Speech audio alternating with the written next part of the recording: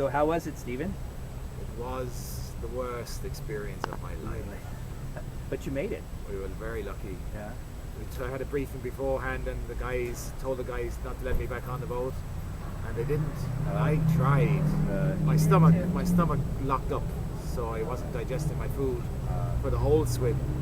And we had a kind of head tide and a sloppy old water from the right for the first 3 or 4 hours, and it was horrendous. And then I heard at the finish you were practically going parallel to shore. Yeah, for around a mile nearly. Was it a mile and a half just to get in? Really? Yeah.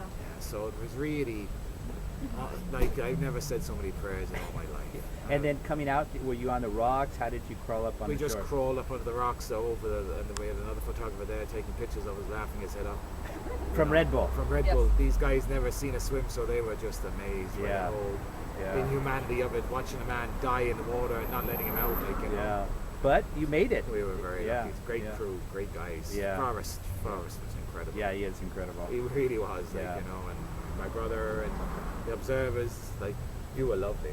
Thank you. Yeah, right. Yeah. I won't tell anyone. She wouldn't open gates or let ladders down. Yeah. But you just arrived, correct? That and was a couple of our problems. Jet lag? Yeah, we only arrived on Tuesday night. Okay. And we had Wednesday to prep and kind of get ready, so from Ireland. So it really wasn't the ideal. And you can't carb up properly, and you're dehydrated from the flight over anyway. So we were really lucky that we got it. Yeah. We were debating on going to Molokai.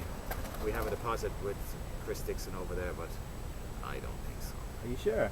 I'd sleep on it. No, I don't. I do think I'll be sleeping tonight. I'll be in the bathroom dry retching and blowing stuff out of my sinuses for the next week. What was it rough? It was very rough at the beginning, I found. Yeah, and so even at night. Yeah, and that was disconcerting then, because you had the phosphorus blowing up on your face. Yeah. So you were kind of being blinded by that, then trying to look up to find your paddler. And you had the boat's lights were blinding you, so it was all kind of awkward. Normally where I come from, you start your swim as early in the morning with as much light and as heat as you can get. Yeah. Over here, you guys started in the middle of the night because of the calm weather. Yeah. But we didn't. I didn't think it was very calm anyway.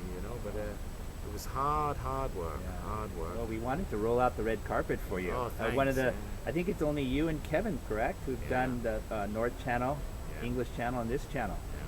So you're in esteemed company. And we've done Gibraltar as well. Okay. We did Gibraltar in May, so we're on 4. Yeah. If we could get Molokai, we'd be on 5, but I don't know. No, man, no. Don't put it in my head. No. Please.